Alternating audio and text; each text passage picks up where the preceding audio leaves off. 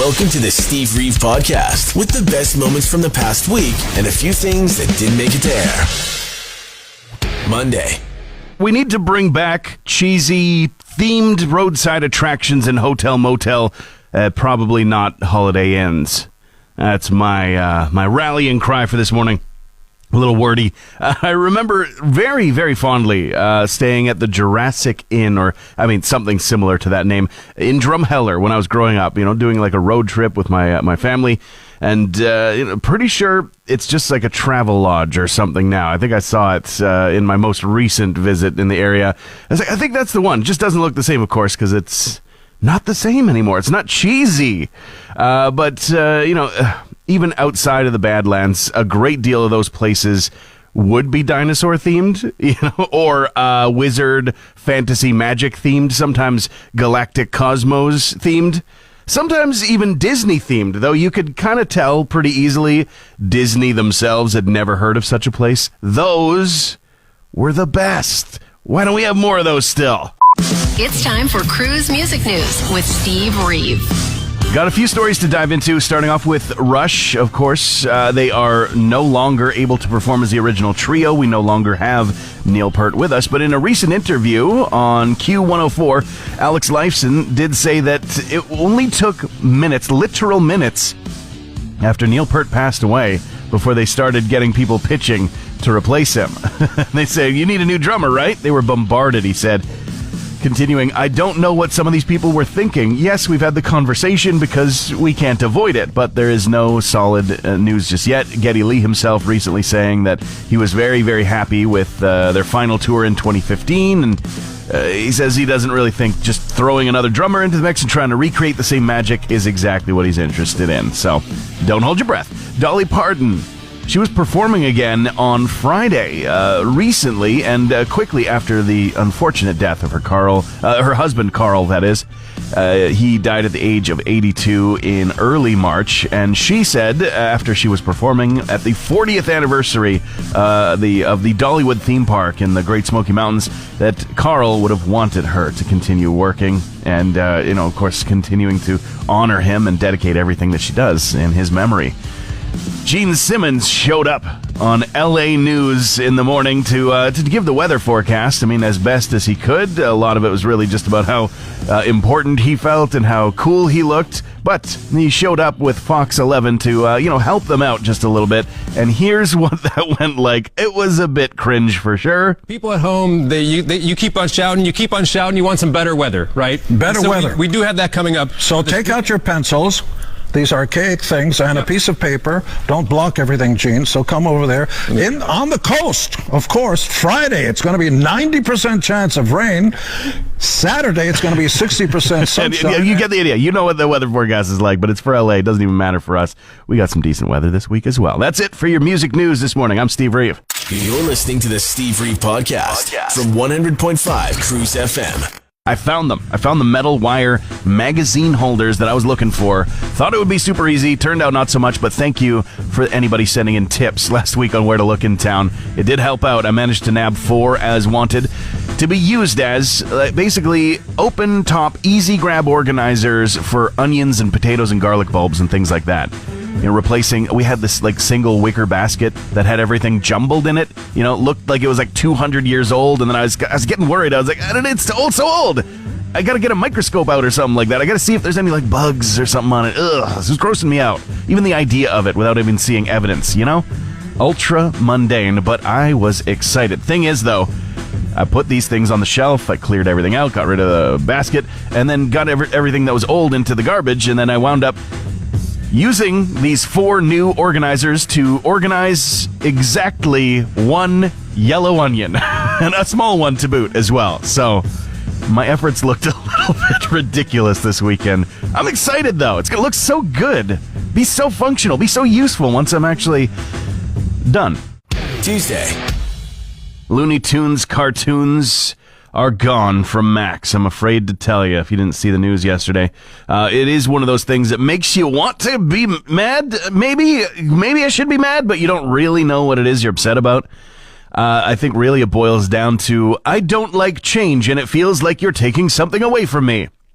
But it's like a new age frustration when a streaming platform drops something that they've had in the library for a long time. But, I think it's valid even if it is a bit of a first world problem. It's just, in this case, the people who really care about the Looney Tunes cartoons and their preservation have already had this conversation. They've already gotten the DVDs or already have the complete collection in some form or another. They've already got the archive. So now it's about convenience, not really just about having access or not, or, whether it's available for people to watch. It's out there. It's out there. These are cartoons from a long, long time ago, and I think they're super valuable, even though problematic at times. I think it's just, part of entertainment history and should be available, but it's not going to be on Max anymore. Or Crave in Canada, I guess is how it works, I guess in the end. That's all, folks. Kicking it off with some news from Bruce Dickinson. Yes, the Bruce Dickinson of Iron Maiden fame. They're just about to start off their big tour, Run for Your Lives, in the UK and across Europe. It's a 50th anniversary celebration. They're going to be doing songs from their initial 9 albums, and it's going to be a big deal. So, of course, they're getting interviews, and Dickinson was just talking to Classic Rock saying that he will never turn Iron Maiden into Disneyland Maiden, meaning that he's never going to be performing live with backing tracks helping him out. He says Maiden has to be 100% real and bleeping fierce. That's what you're going to get at one of their shows. Flogging Molly, who we were just playing some of the tracks of yesterday for St. Patrick's Day, have shared some good news in light of their frontman, Reagan, being, unfortunately, in hospital right now. Now, the frontman, Dave King, he had a slip and fall and a brain hemorrhage that caused 2 immediate life-saving surgeries. He was in a coma for 2 weeks beyond that and then had a 3rd surgery, but the worst is behind, and he is on the road to recovery now because of this, and other members of the band saying that things are looking very, very positive for them. Neil Peart, of course, he died in 2020 after a near 4-year battle with a rare form of brain cancer called glioblastoma. Now, unfortunately, we found out that his brother has died of the exact same cause years later. Danny, glioblastoma, 5 years after the drummer's passing, has been confirmed by his sister Nancy. And there's a full Facebook post that's got all the details that we know so far, but still very sad news coming in fairly quick succession for the Peart family. Yesterday was the 25th anniversary of Final Destination. I caught it kind of late, so I was a little bit late to put it on, but I do love those movies so much. They're big franchise favorite for me. And 25 years from the first one, we're not too far off from the release of the unexpected 6th movie in the series after like a decade hiatus. Final Destination Bloodlines is out in May. But it seems like some of the people who defied death in the past in the movies are having their families collect the bill. Very curious. This was one of those movies everyone in class had seen when I was in school. Everyone was able to talk about it, and everyone talked about that freaky moment when they're all in the terminal of the airport, and it just, oh my gosh, it is a horror movie. Who would have thought that a spec script for the X-Files that never made it into a season of the show would become a quarter-century franchise? Hey Alexa, play the Steve Reeve podcast. The reactions to the heel turn, the John Cena heel turn, have been just incredible. An incredible sight to behold. This is something that just happens in pro wrestling. Fans know it's always a shake-up for sure, but this might be one of the highest profile, biggest deal heel turns of them all. There's certainly thousands of YouTubers who have spent more time poring over the details and putting in their analysis and reviews and thoughts on it already. So I don't need to get too deep into it. People already have. But we are talking about the man with the real-life world record, Guinness Book and everything, for Make-A-Wish children's visits. That's John Cena, and that's real life stuff. Of course, we know that professional wrestling, it's, oh my gosh, I'm going to say it, a little bit scripted. So this was something that was in the works, in the plans from behind the scenes. But if you just even look at the clip and watch the fans in the background as John Cena gets the nod from The Rock, just destroys the face, like the face of all faces. It was an incredible moment for the fans, and people are really having a struggle trying to reconcile with this. It's okay. It's okay. John Cena's still a good guy at heart. We know this. But just let him have his fun for a minute, you know? It was in Edmonton, took a trip down from here with some friends to go and catch out the show, and it was just an absolutely incredible outdoor air show at the football stadium. Rain coming. You know, you could see it on the horizon the entire show as they're rocking out. The clouds were gathering and getting closer, seeming darker and darker. And, you know, you worry weather's going to play an effect and they're going to have to safely call the show or something like that. Well, it didn't get quite to that point. It neared it, though, and it was right towards the tail end of the concert. And as soon as they rolled into Thunderstruck, it's as if nature was a part of the show, because that's when we started to see the lightning in the distance and hear the little bit of the rumble of the thunder, and then the rain started to hit as well, and it did get to the point. I think they closed off the show right when they were intending to, but had it been planned for a little bit longer, they probably would have had to cut it short, because one of the two Angus Young hats with the devil horns coming out of them that were mirroring each side of the stage, one of them blew away.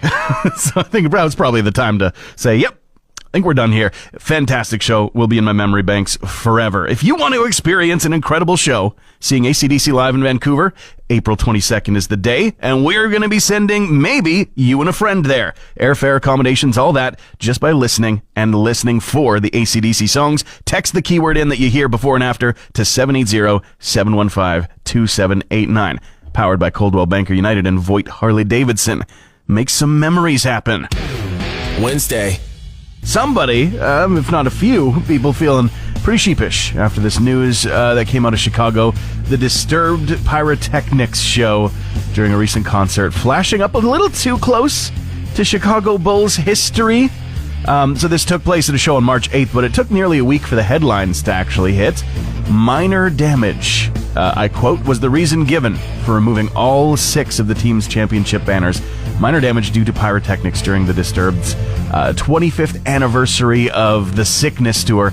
And they will remain down for the rest of the season as they look to figure out a way to repair them. They do anticipate they'll be back. Like, they do say minor damage, but damage nonetheless. I wonder if there were any Bulls fans on the technical team for the Disturbed tour, absolutely losing their minds. Or, I mean, members of the band themselves. They're from Chicago after all. Wouldn't be unlikely.